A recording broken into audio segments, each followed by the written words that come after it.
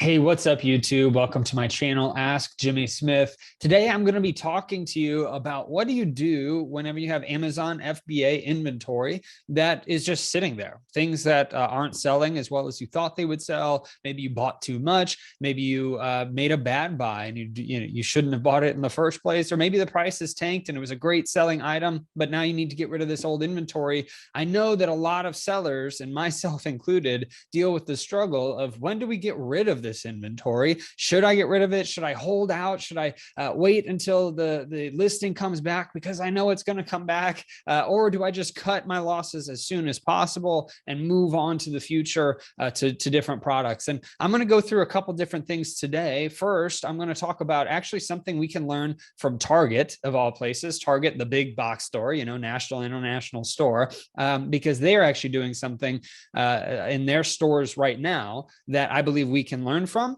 as well as I'm going to talk about my system, my template that we have in our own business for how to analyze excess and old inventory and kind of what our process is. So you can take that with a grain of salt. You can do it yourself. You don't have to. We run a business that does over $100,000 per month on Amazon, and this is our process. I'll get to that towards the end. But first, let's go ahead and jump into this article by CNBC.com that talks about what Target is currently doing. Let me share my screen. Okay, as you can see, this is from CNBC.com, and the title is Target expects squeezed profits from aggressive plan to get rid of unwanted inventory. This was published, I believe, yesterday. Whenever I'm recording this is on the 8th of June, so it was published on the 7th of June. And here's the key points. And I might go through the article a little bit, but the key points are Target said it's going to take a short-term hit to profits as it cancels orders and marks down unwanted merchandise. The CEO said that the big box retailer wants to clear room for the merchandise, including groceries and back to school supplies. So they have so much inventory of some of these products that they need to get rid of them. So they're going to be marking them down so that they can get some more in-demand products like groceries and back to school supplies, which in the next month or 2 months are going to be a hot item that they need to be able to sell in their stores.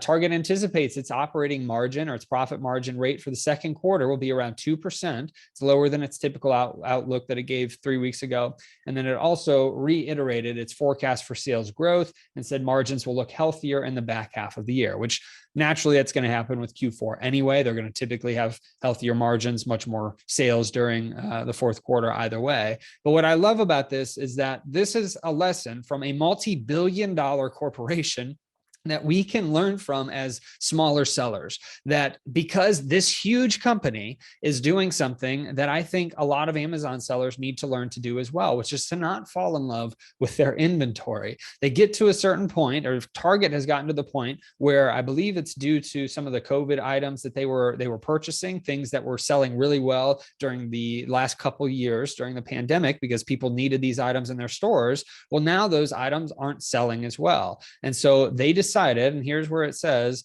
that we decided that it was prudent for us to be decisive, act quickly, get out in front of this, address and optimize our inventory in the second quarter, take those actions necessary to remove the excess inventory and set ourselves up to continue to be guest relevant with our assortment. And they said that in this interview. But ultimately, the reason is because they had so much additional inventory from the last couple of years that it isn't selling as well, and they need to make room for new stuff. And I think that that is an important thing for us that we should be learning from as we move forward in our businesses, because it's easy to buy a product, think it's going to do really well. Maybe it sells great for a year or a couple months, and then all of a sudden it's not as in demand, or the price goes down because a bunch of new sellers jump on it. Or for whatever reason, Amazon changes something in their algorithm and it's no longer selling as much. But we as sellers tend to want to hold on to that. And so there's a couple different things that you can do. And I want to show you this. And this system, I actually am showing you this now, but I actually go through this. I've got this advanced replens mastermind where I teach sellers that are over $10,000 per month how to grow and scale their business because we've grown and scaled ours to over $100,000 per month. And so I give over 60 of our standard operating procedures. And this is one of them.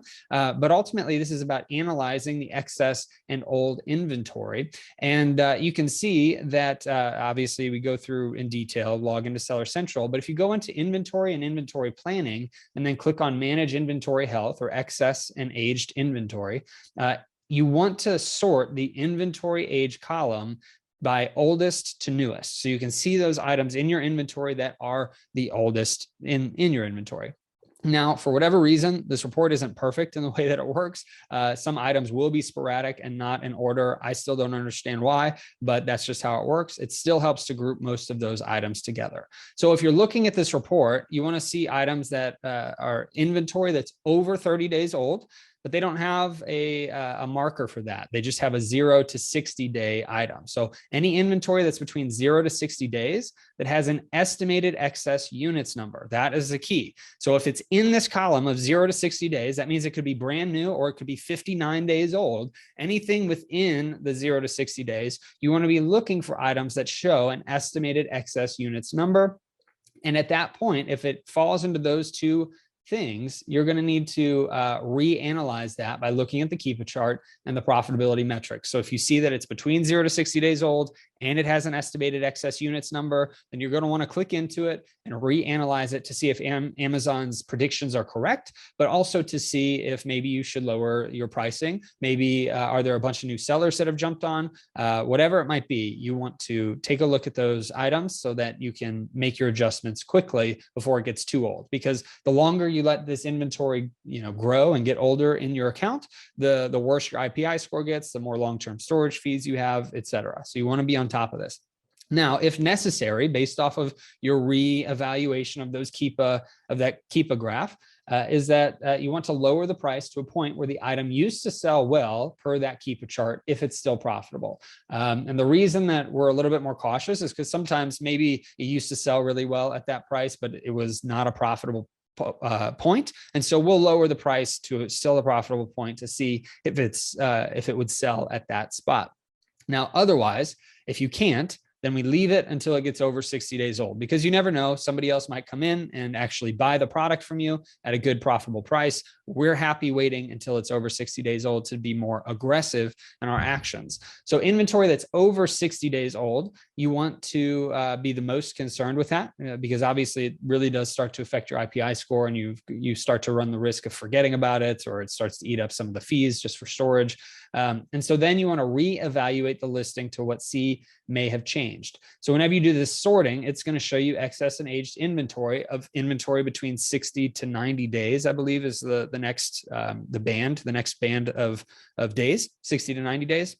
And you want to look at those items that show that because it is the most concerning. If you can lower the price to a profitable amount to sell it quickly, do this first, right? Obviously, if you can be profitable and your price is just, you forgot about it in your repricer, you need to lower that down. Well, then you should do that first to have a profitable sale. But if you can't do that, then you want to look for other listings that you can sell it on profitably, keeping in mind the fees for recalling those products, right? If you've got really heavy products, it's going to cost a little bit more to recall them than if you have really light products. So if you can't lower it or your price to a point where it is profitable enough for you to sell it on that listing, and your only other option is to lower it and lose money, well, then maybe what I suggest is looking for other listings that potentially you could sell that on, whether it's a bundle or a multi-pack or a single unit that you can be profitable on, while also taking into account the extra fees for recalling that to your warehouse or your home or your prep center,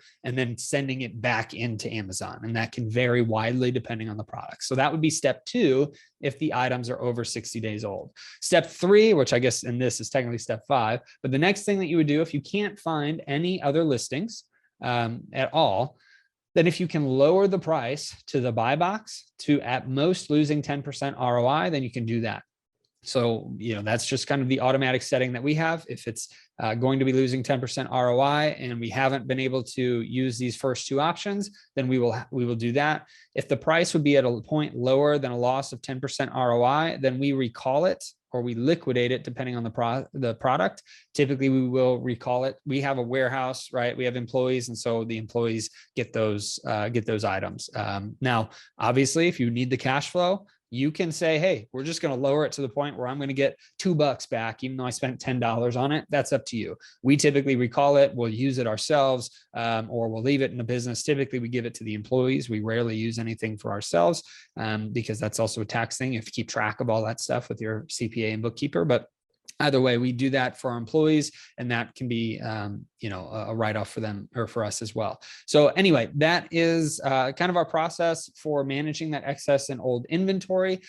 Ultimately, I want you to take the lesson from Target that at a certain point, you need to be looking at, okay, I need to cut my losses, get some of this money back, even if it's a 10% loss, so that then you can take that money and put it towards other inventory that's making 50, 60, 70% ROI or more, right? The more that you can take the money quickly and deal with the cash flow, get more money going in your account, and then you can put it into something else that is then selling more, that's going to give you a lot better opportunity to grow. If you buy bad products, especially if you're a new seller, and you bought a poor product and you realize that, okay, I'm learning this process and everything I bought was just a dud. It's only going to be selling at break even, or I'm going to be losing 10% on this money. Well, if you put $500 into a business and you lose $50, that's not too bad. Take the $450 that you get back and put it into something else that is much more profitable as you've learned through the process.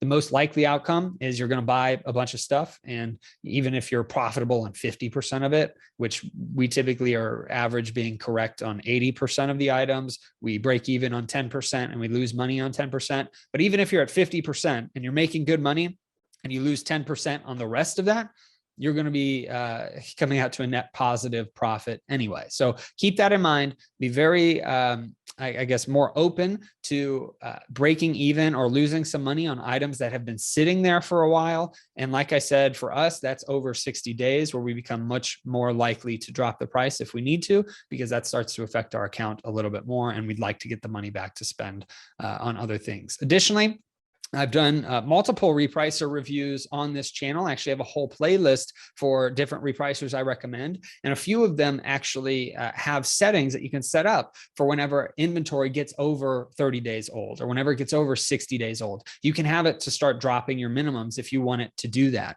Be Cool is one of those. And I believe Profit Protector Pro is another one. And I also did a review on Aura. So check those out. See if that would be helpful for you so you don't have to go through this process manually. You can actually set up your repricer to do that for you automatically. That's, if you're comfortable with it. For me, I would get comfortable with the repricer first, make sure I've got all the basic stuff going before I set anything up like that, just because I want to make sure I like the repricer and also make sure I trust it before I give it the ability to start dropping my prices without my direct notice. But it is an amazing feature that would save a ton of time if you use those features. So I highly recommend checking out those repricer videos to find out more information on how that works. And if you have any questions on that, please let me know in the comments. If you do have anything that you'd like me to cover in future videos, please post that below. If you have any suggestions for how you deal with this excess and old inventory, please post that as well, because I'm open to different recommendations in our business and to different recommendations to give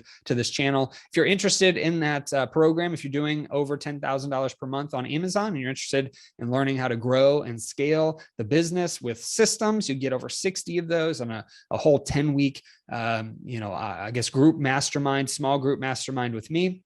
You can go to Advanced Replens with an S, advancedreplensmastermind.com, and you can sign up to be notified at the next time that we do that group. And currently, we're actually opening that up here in the next week or so. So if you're watching this and it's a new video, go check out advancedreplensmastermind.com as soon as possible. But if you're watching this a year in the future, you can go put your name on the list and we'll contact you whenever another round of that opens up. So thank you so much for being here. I hope that this helped you, and I hope that you have, before I forget, like the video, share the video, subscribe to the channel. Thank you so much for being here. I hope you have a great rest of your day and a blessed rest of your week.